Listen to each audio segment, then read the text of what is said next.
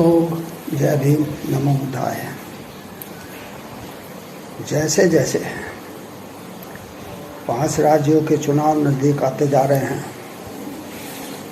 और 2024 के general election का समय भी धीरे धीरे पास आ रहा है, तो उसी तरह से या कहिए कि उससे भी ज़्यादा स्पीड से हमारे प्रधान सेवक की बौखलाहट बढ़ती जा रही है। वो उनका जो विद्रूप रूप है वो सामने आ रहा है। एक हठधर्मिता का रूप, एक निरंकुशता का रूप। जैसे पहले जमाने में शासक हुआ करते थे निरंकुश, और जो वो बोल देते थे वही कानून होता था, उसके खिलाफ कोई बोल नहीं सकता था। तो कुछ इसी तरह की टेंडेंसी हमारे प्रधान सेवक में भी है। प्रधान सेवक ने बहुत ही मुलायमियत से, बहुत ही अच्छे अच्छे शब्दों से, बहुत ही जुमले वाले शब्दों से देश की सत्ता कब्जाई, और उसके बाद अगले 5 साल बाद वो हमारे सैनिकों की शहादत पर चुनाव मांगने लग गए और लोगों ने भावनावश उनको दोबारा सत्ता पर बैठा दिया। वो शहीद जिनकी एक तरह से हत्या की गई है हमारे प्रधान सेवक और हमारे NSA डोभाल द्वारा, क्योंकि ये पूरी मिली भगत थी डोभाल की पाकिस्तान के आतंकवादियों से कि वो देश पर हमला करें। जिस समय CRPF की कन्वॉय जारी हो और उनको संकेत दिया गया उस एक गाड़ी का जो पूरी तरह से महफूज नहीं थी, जो बम ब्लास्ट से जो है उसको रोकने में,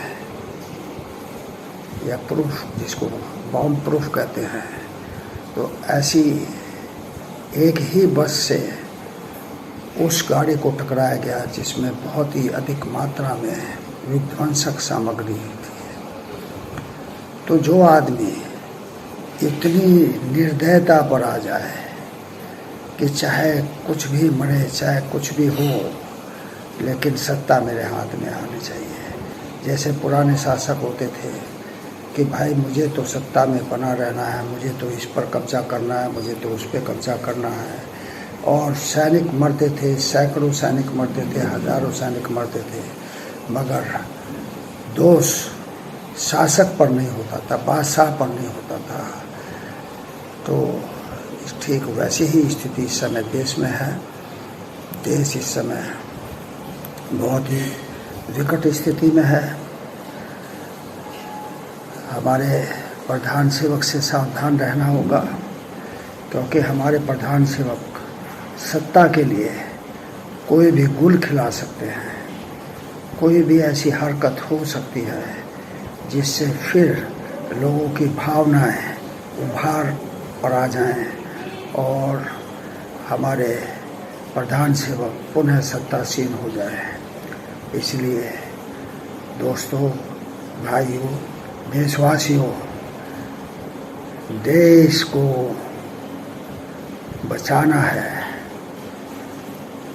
और अगर देश को बचाना है तो हमारे प्रधान सेवक की जुमलेबाजी में नहीं आना है, हमारे प्रधान सेवक की तिकड़मबाजी में नहीं आना है, हमारे प्रधान सेवक की 420 में नहीं आना है। प्रधान सेवक जो है वो शब्दों के चयन में बहुत ही माहिर है। वो भले ही ज़्यादा पढ़ा लिखा ना हो, लेकिन आरएसएस का प्रचारक होने के नाते और लोगों से मिलते जुलते रहने के नाते उसको शब्दों का चयन करना बहुत अच्छी तरह आ गया।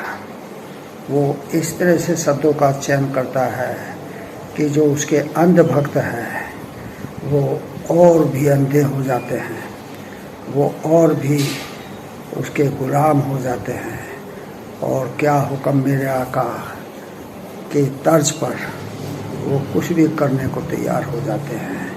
इसलिए ऐसे हमारे जो अंधभक्त हैं, जो हमारे भाई